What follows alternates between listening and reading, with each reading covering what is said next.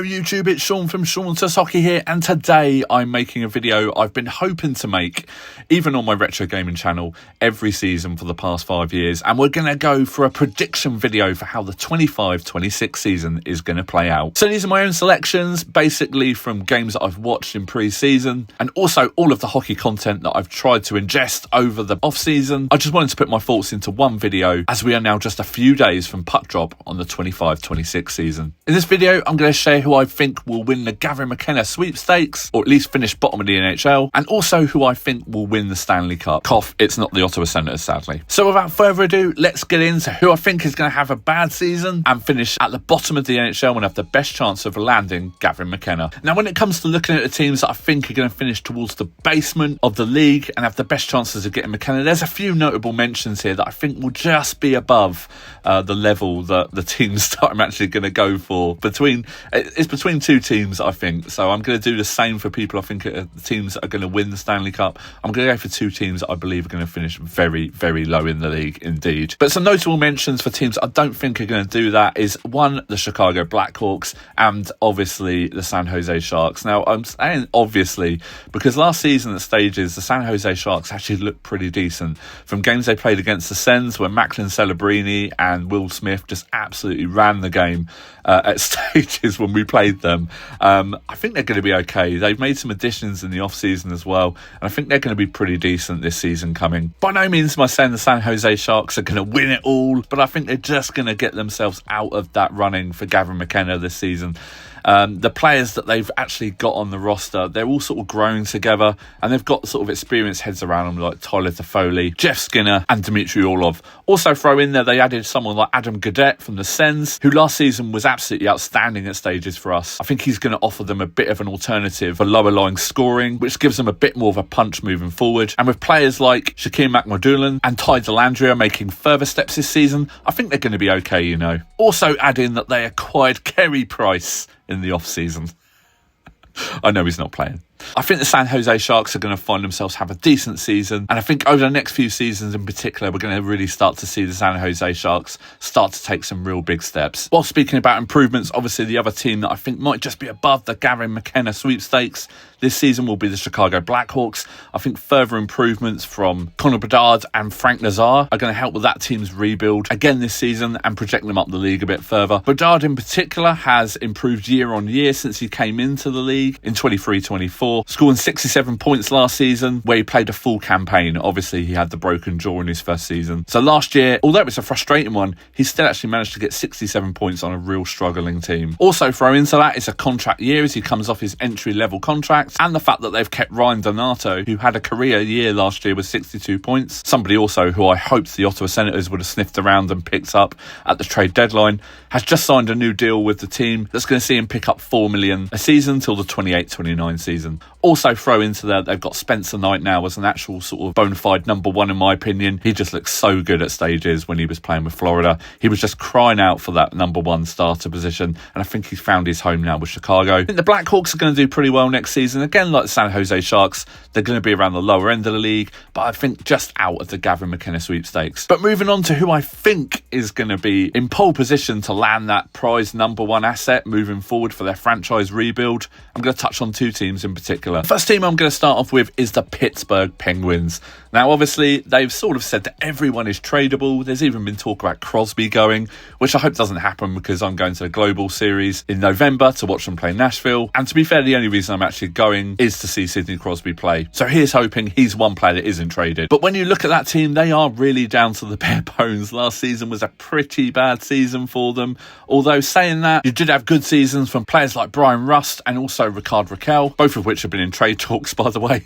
And you had Sidney Crosby still post another 90-point season, even playing with that bad side, which is absolutely insane. Playing 80 games, scoring 33 goals and 58 assists. It's absolutely insane that this year, if they don't qualify, it will be 4 years since Sidney Crosby's not been in the playoff picture. Will he still be with the Penguins at the trade deadline, though? That's going to be really interesting, especially the talks with Montreal, being linked to Montreal, they just won't go away. And with Montreal making so many improvements this season, as a Sens fan, I'm actually really worried about Montreal this season. I think they're going to be an absolute monster at stages. You can definitely see if the Penguins are tanking, teams like the Canadiens are going to be looking around Crosby at the trade deadline for sure. But getting back on topic, the Penguins are awful defensively and also don't get much help from Tristan Jarry, who, to be fair, since signing his new deal with the club in 23-24 season, where he was coming off a 903 save percentage. Last year he had an 893 save percentage and a goals against average of 3.12, which, to be fair, is just not good enough. He only appeared in 36 games and he also did a stint in the AHL where I think he was put on waivers last season from memory. Goaltending is a big problem for the Penguins, and also throw into that the inflated salaries that they're carrying on the blue line with players like Erik Karlsson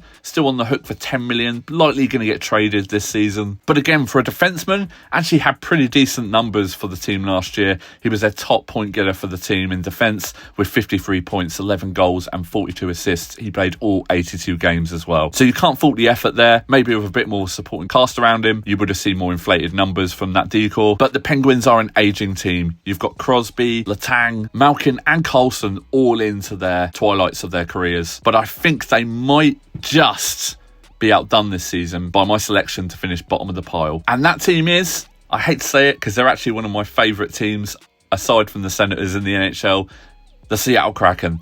So the Kraken, I love some of their jerseys they've got, and also I love their logo. And Seattle as a city always looks so picturesque to me. I'm sure I'm going to get people in the comments now saying how bad it all is, but anyway, it's one of those cities I've always quite liked, always wanted to sort of visit it when I was doing travelling years ago, but never got there sadly. And then they ended up in the NHL, and you know what? Things were looking really good at the outset when they came in, as they added players through the draft like Matty Beniers and Shane Wright, both who are due breakout seasons. Matty Beniers is 22 and Shane Wright is 21. Still really waiting for them to actually hit the ground running in a season and put together a prolonged section of strong form. Matty Beniers' best season for the club was in the 22-23 season, where he had 57 points in 80 games played, 24 goals and 33 assists. And Shane Wright's best season was actually last year, where he had 44 points in 79 games, 19 goals, 25 assists. These numbers need to improve for these guys moving forward. You look at players around the NHL that have come into the league at a similar time. You've got like players like Tim Stützle with the Senators, who, is around the 90-point mark. Also throw in players like Yuri Slafkovsky, Connor Geeky, Frank Nazar, Rooker McGordy, Owen Power, Mason McTavish, Luke Hughes and Brant Clark, who are all starting to make impacts for their teams, being from the same draft years. The Kraken have a new coach this season in Lane Lambert, who was appointed in May 2025. Dan Bolzman was relieved of his duties following the awful last season for the team, where the Kraken finished with 76 points, which led them to finishing 27th in the league. But offense aside, the main reasons that I have a problem with this team is defense.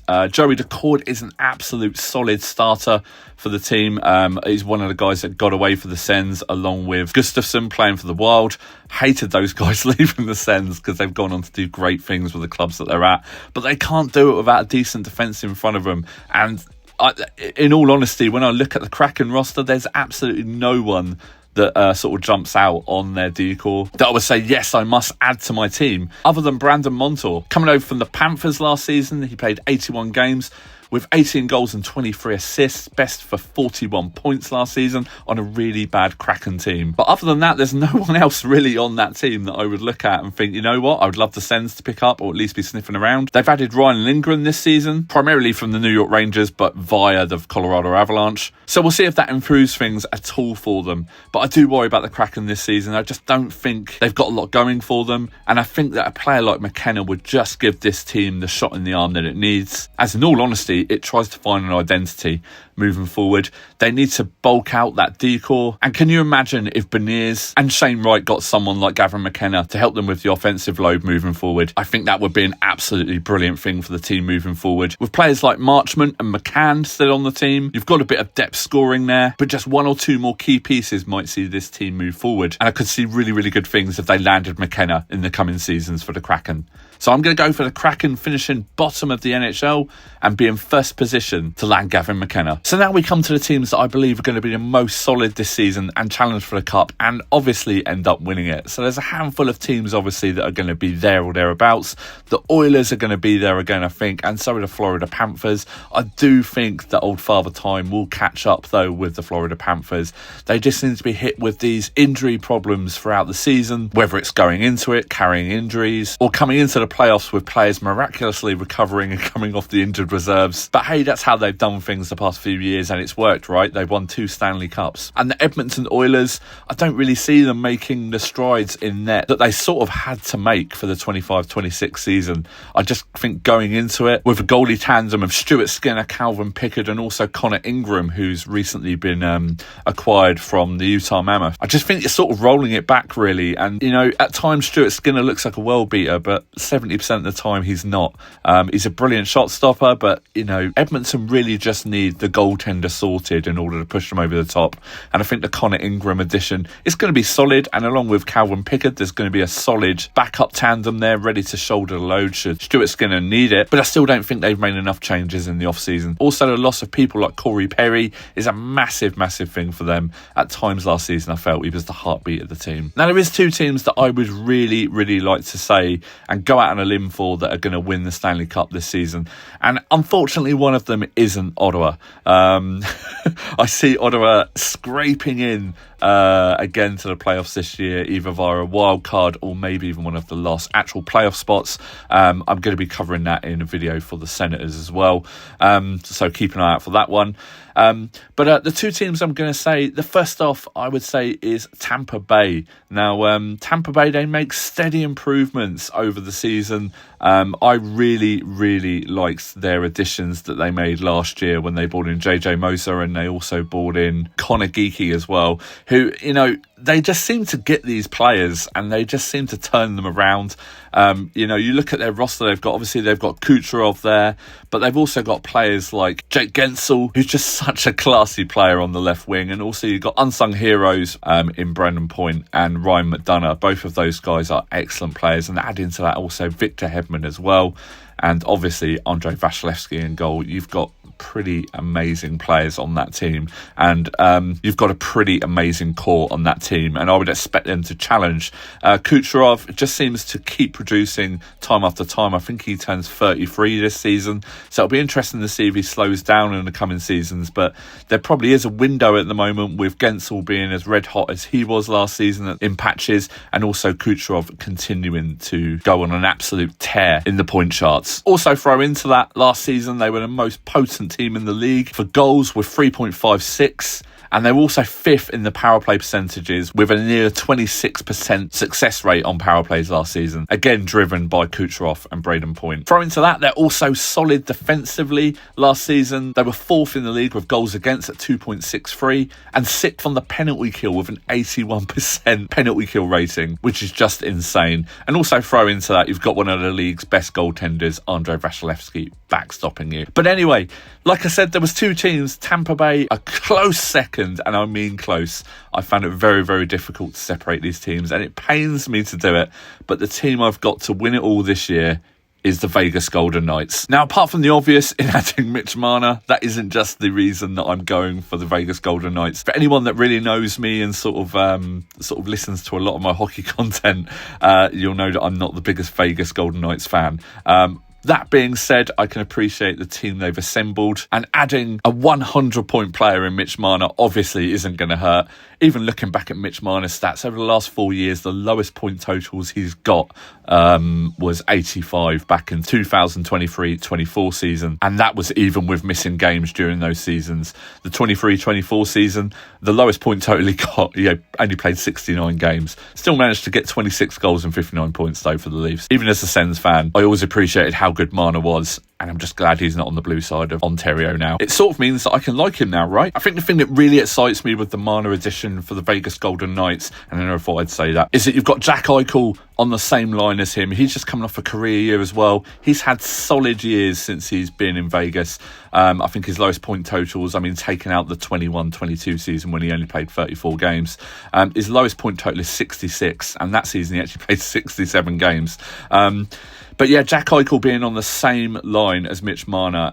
He's in a contract year as well, so there's all to play for Jack Eichel. I just think there's going to be some serious chemistry made up by those two. And also throw into that the solid defensive core that they've got, which finished top 3 in the goals allowed last season.